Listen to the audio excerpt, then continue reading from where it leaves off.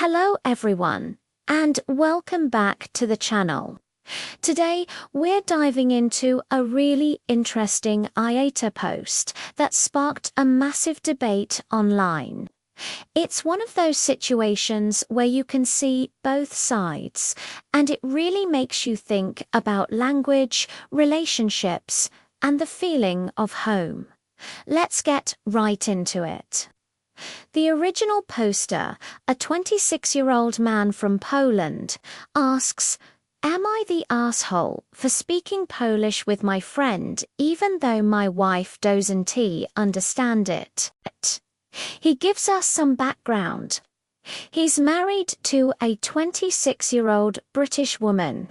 They met in college, got married, and recently moved to a new apartment in London. Now, imagine moving to a new country. It's exciting, but it can also be incredibly isolating.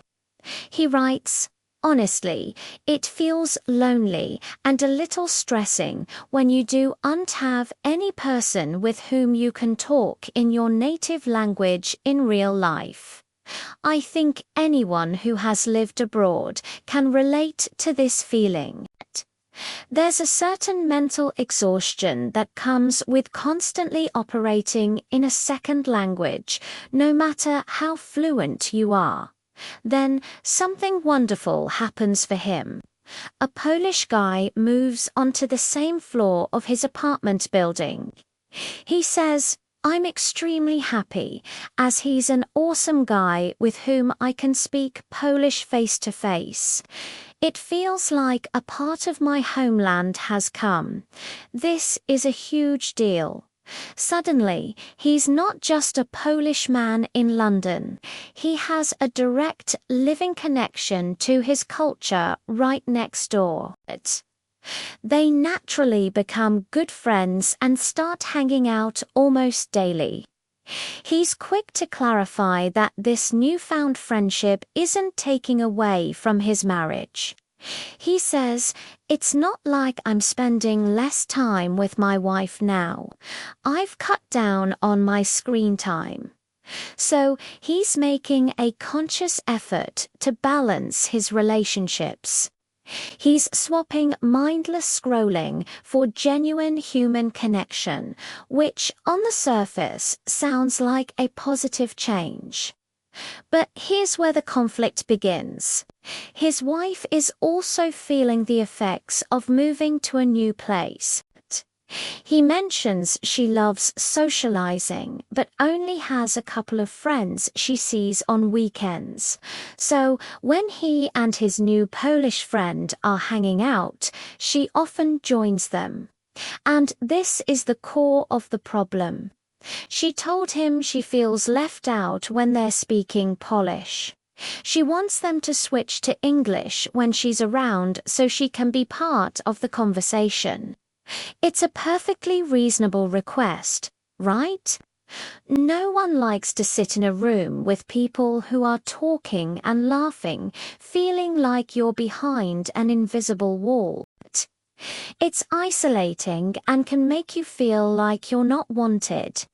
The poster understands this, but he describes a real struggle.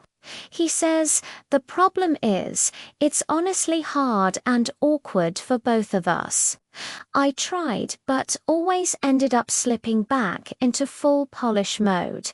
Think about it. When two people share a native language, especially when it's a minority language in their current environment, it's the most natural, effortless way for them to communicate. It's not just about the words. It's about the cultural references, the humor, the shared rhythm of speech." He tries to explain his perspective. "In the whole city, this guy is the only person I can talk to in my own language. It's such a big comfort. It isn't only about convenience. It's a kind of emotional grounding." This is a powerful statement. He's not just being stubborn. For him, speaking Polish is a way to recharge his social battery, to feel connected to his identity, and to escape what he calls translation fatigue.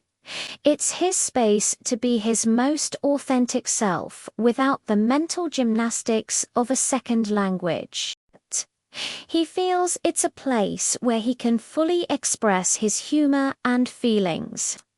The conflict escalates because his wife feels he's not truly trying. She believes he's prioritizing his comfort over her feeling of inclusion, and he admits it himself, saying, "She knows that I'm not honestly trying to shift to English with him as well. I even told her that it's hard to happen." So he's aware he's not putting in 100% effort to switch languages, because for him that defeats the whole purpose of this friendship. He adds a couple of edits to clarify the situation. First, he says these are typically guys' hangouts, and his wife just joins in. He and his wife don't hang out with the friend as a trio, and she and the friend aren't proper friends themselves. This adds a layer. Is she interrupting their time, or are they being rude by not including her when she's present? It's a blurry line. The second edit is just a note that his Reddit account was suspended, but he was still reading the comments. So let's break this down. From the wife's perspective, it's simple. When I'm in the room, please speak a language I understand. It's rude to exclude me. It's basic social etiquette. If you have a guest or your partner is present, you make them feel welcome. Making them sit in silence while you have a lively conversation in another language is deeply exclusionary. It can make her feel like an outsider in her own home, secondary to this new friendship. She's also lonely and likely wants to be part of this new social circle her husband is building. Now, from the husband's perspective, this isn't just a casual chat. This is his lifeline. It's his only chance to connect with his roots, to speak his heart's language, and to feel a sense of belonging that he's been missing. Forcing it into English would sterilize the experience and take away the very comfort he gets from it. He sees it as his personal time, a space for him to decompress. When his wife joins, he is caught between his need for this cultural connection and his duty to make his wife feel included. This is a classic case of competing needs. Both needs are valid. Her need to feel included and respected in her own home is valid. His need for a connection to his culture and a break from the strain of being an immigrant is also valid. So, who's the arsehole? The internet was, as you can imagine, completely divided. Many people sided with the wife, arguing that it's incredibly rude to speak a language a person present doesn't understand. They said that while it's fine for him and his friend to speak Polish when they re-alone, the moment his wife enters the room, the polite thing to do is switch to English. Some suggested he's being selfish, prioritizing his comfort over his wife's feelings and the health of their marriage. They pointed out that a partnership is about compromise. Others defended the husband.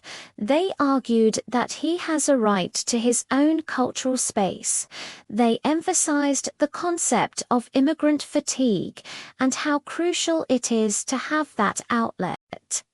Some suggested that the wife is being a bit insecure or controlling by inserting herself into his. guy's time and then demanding they change their entire dynamic for her. They proposed a compromise. He and his friend have their polish-only time, and he and his wife can schedule separate time to hang out with the friend together, where they all speak English. This seems like the most logical solution, doesn't it? Communication and setting boundaries. Maybe the husband can say, "Hey, my friend and I are going to hang out and just decompress in Polish for an hour. After that, let's all watch a movie together in English. Or, why don't we invite him over for dinner on Friday, and we can all hang out and chat in English." This way, nobody's needs are completely ignored. He gets his cultural connection, and she gets to be included and socialized. It's a tough situation because it's not about one person being right and the other being wrong. It's about two people with different backgrounds and valid emotional needs trying to navigate life together in a new environment. He needs his Polish sanctuary, and she needs to not feel like a stranger in her own home. A healthy relationship should be able to find a middle ground where both partners feel seen and respected. What do you guys think? Is he the asshole for wanting that slice of home? Or is she right to feel left out and demand inclusion? Let me know your thoughts down in the comments below. It's a fascinating dilemma, and I'm really curious to see where you all land on this. As always, thank you so much for watching, for thinking through these complex situations with me. If you enjoyed this video, please give it a like. And do not forget to subscribe and hit that notification bell so you do not miss our next discussion. It really helps the channel grow. Thanks again, and I'll see you in the next one.